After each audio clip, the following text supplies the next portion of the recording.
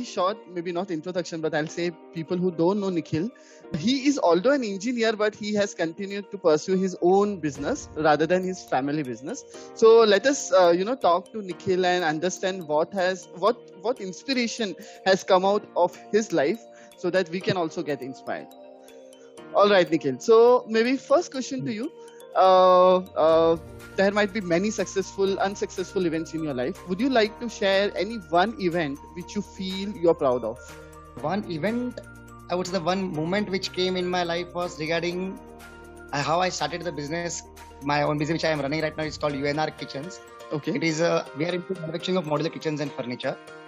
So as you said, I was nowhere linked to this industry at all. I am by profession, as you said, I am a IT engineer who is still a financial advisor, and somehow we were open to get whatever is coming in our life. There was one moment when I get an opportunity to do this business. So it came like we were doing our own home. So how it came up was my brother was taking care of this bungalows work which was going on, and somehow the person who was supposed to do my kitchen work, modular kitchen work, he turned up to be a person who was not having money to do my job. So what happened was we paid him money 2 years before. The advance was paid to him 2 years before. And after 2 years, the stage came where we want to install a kitchen. So he came up one day and told us, "Sir, sorry, don't we have money to do your kitchen. So either you find a new vendor or you pay me again and I'll do your work." So I told, I'll take that responsibility. I'll get the job done. And we will do all the procurement of the raw material. We will pay salary to his employees because he was not having even money to pay the salaries for his employees. We completed our kitchen work. And after completion of the kitchen, and in that phase of my life, I was already looking for a new business opportunity. This was not a business thought initially. It was just getting my homework done to complete my bungalow. And just came a thought came into my mind that why not do this business? So I said, this thought, okay, even we are happy with 15% margin is more than enough for us. Over here, what I'm seeing is the margin starts from 100%. And the simple basic idea was, even if I'm doing a business at 20% margin, I would get a business.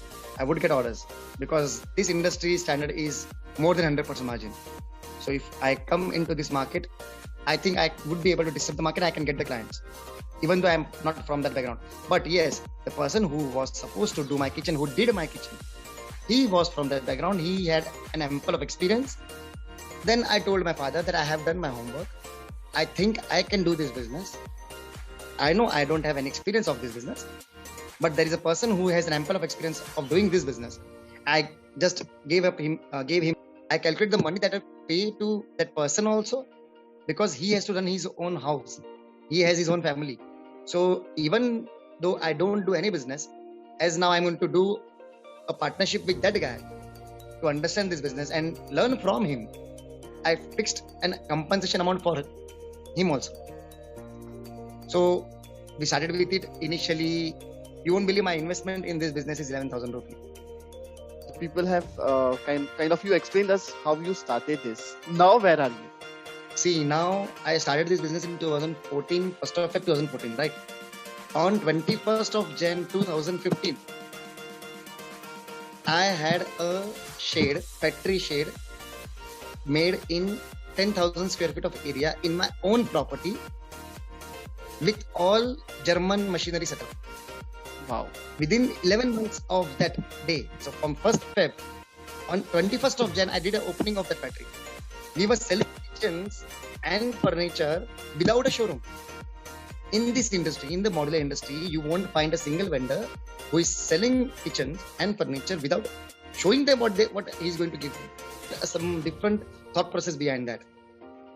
At the showrooms, rather than going for a showroom, the jobs that we do for the clients will be our showroom. So suppose if I'm doing a kitchen in your home, that is my showroom. So I am going to satisfy you. I'm going to do the best possible job with the best possible quality at your home. So you yourself will be giving reference form to your friends, your families, your relatives, your neighbors, who all comes to your home, who has done this job. They will like it. You will give my references. That's the business model which I am following even today. Yes, we have only one showroom today where we are using it as a reference, and everything has been done on the reference business. So, was there any moment, any particular moment during this process or during this journey, you felt like, you want to give up? Yes, there was. See, I'll very frankly tell you, the modular kitchen industry, furniture industry is very much labor intensive. So it is not possible for you alone to get the job done. So you need a big team for this. And frankly speaking, I faced a lot of issues. The only one thought which used to always be there in my mind was, I am taking care of 30 families in my company.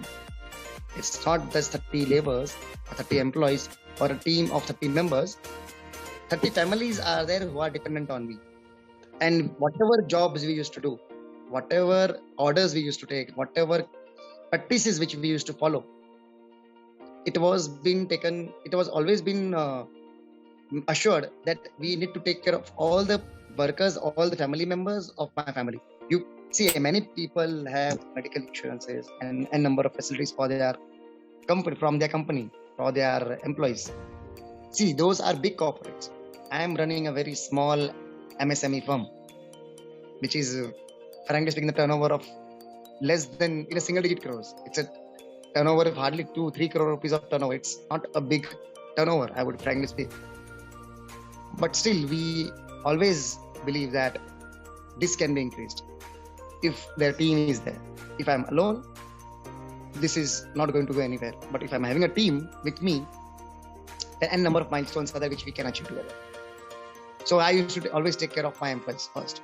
Great. That's the reason why we never end up quitting to this job. The initial 4 years, I have run this company in losses.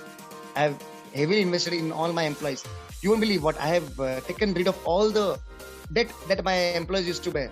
This is what very unique in you. You are so much human centric, and you kind of empathize with their situation. And I guess that is something which is very inspiring.